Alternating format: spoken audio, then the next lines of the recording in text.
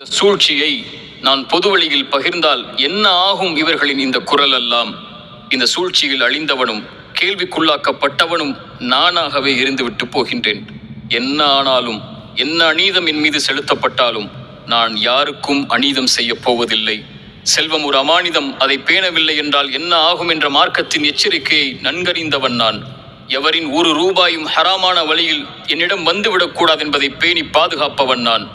இந்த சூழ்ச்சி வலையில் நானும் என் வியாபாரமும் என்னை சார்ந்தவர்களும் சிக்குண்டு தவிக்கிறோம்.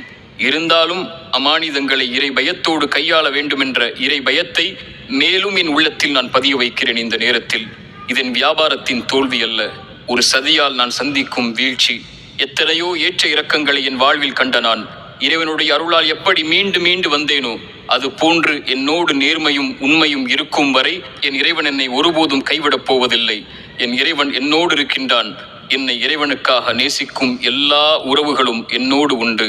எல்லோரின் அமானிதங்களும் என் தரப்பிலிருந்து நீதியோடு மட்டுமே நடந்து கொள்ளப்படும் என்பதை இந்த குழப்பங்களுக்கு இறை சாட்சியோடு நான் முன்வைக்கும் வார்த்தைகள்.